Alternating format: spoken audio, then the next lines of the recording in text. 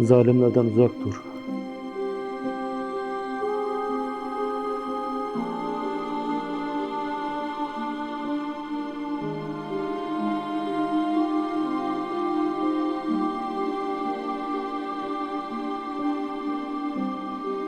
Haram yerlerden uzak dur.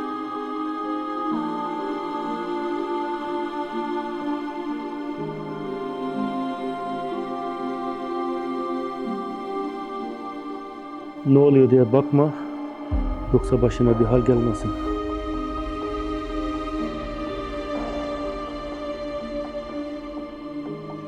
Kur'an-ı Kerim'de Cenab-ı Allah'ın bize emri odur ki harama yaklaşmayın der. Haram işlemeyin demez, harama yaklaşmayın der. Yaklaştın, tehlike var.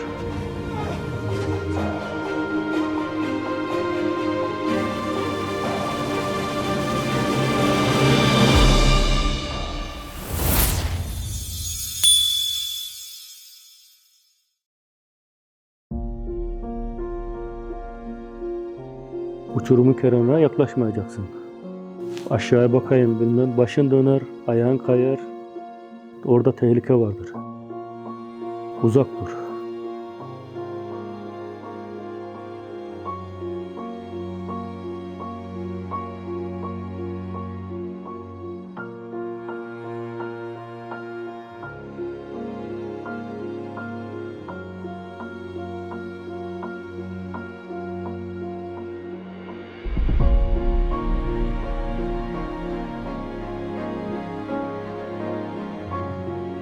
Haramdan uzak dur. Haram işlenen yerlerden de uzak dur. Ki sana zarar gelmesin.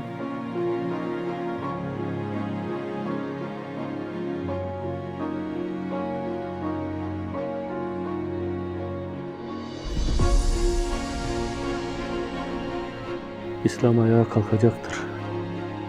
Tüm dünyaya hakim olacaktır. Bu Mehdi Aleyhisselam'ın gelmesiyle olacaktır.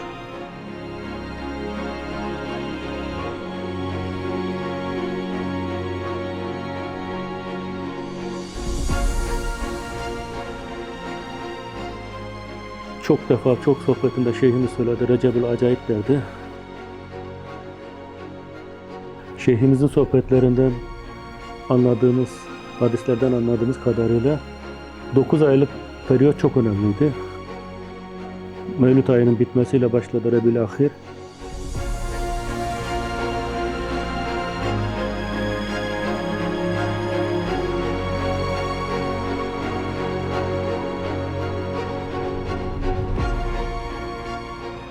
Rabiül Evvel gitti. Cenab-ı Allah'ın merhameti ile arada bir perde kalmadı.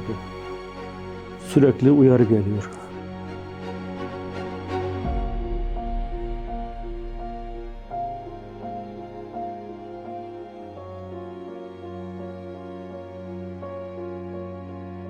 Rabiül Evvel, Cemazül Evvel, Cemazül Ahir. 3 ay, 3 ay. Arkasından Recep-i Şerif başlar. Ve bu uyarılardan sonra asıl fırtına kopmaya başlar.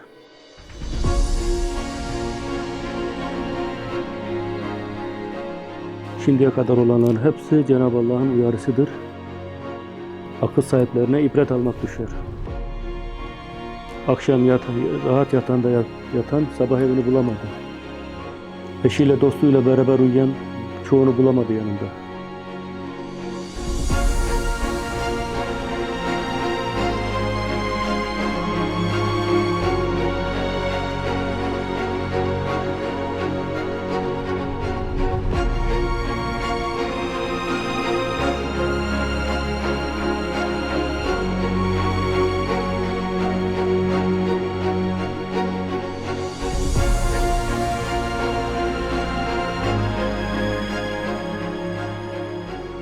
Daha Cenab-ı Allah sana nasıl konuşsun istersin?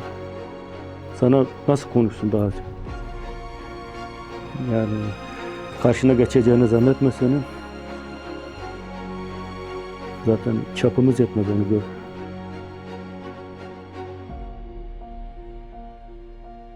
Bu ibretlik olaylardan dersini aldın.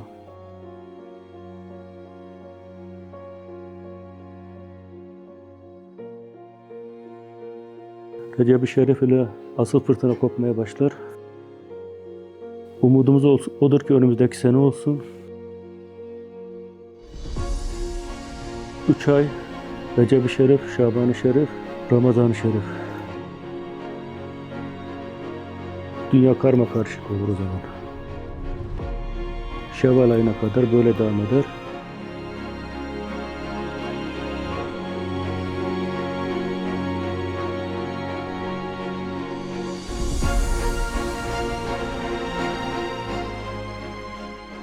Şevval ayında 3. savaş patlar.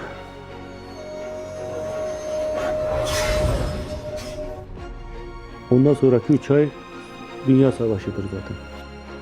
Şevval, Zilkade, Zilhicce.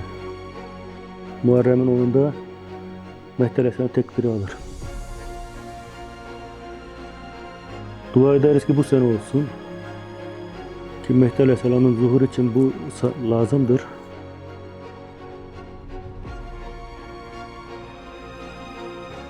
Mehdi Aleyhisselam'ın zuhru demek, zulmün bitişi demektir. Yoksa Müslüman savaş istemez.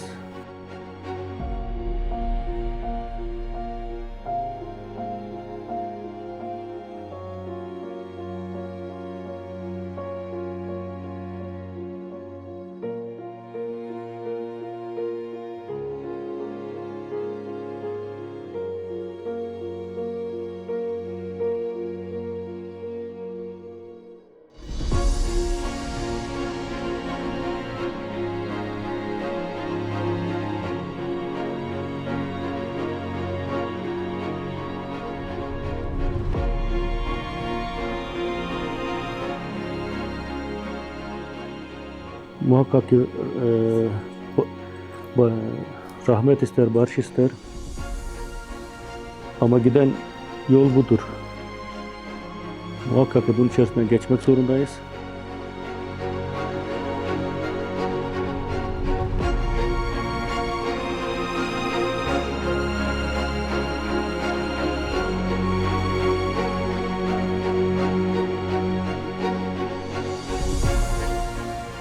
Cenab-ı Allah bize o zor günleri kolay etsin.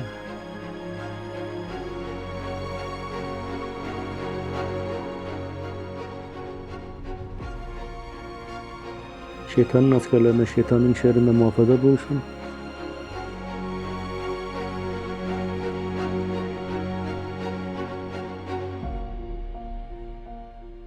Gelecek Deccal'in şerrinden muhafaza buyursun.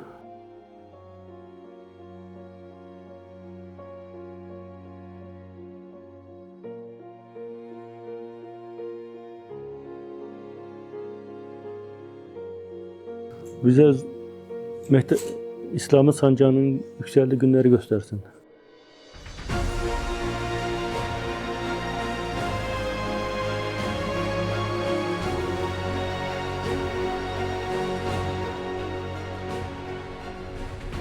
O yolda bize hizmet nasip etsin.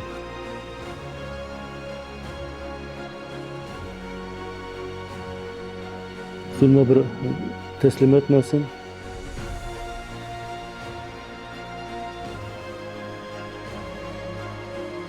Zulümün yıkıldığını görelim inşallah. Amin.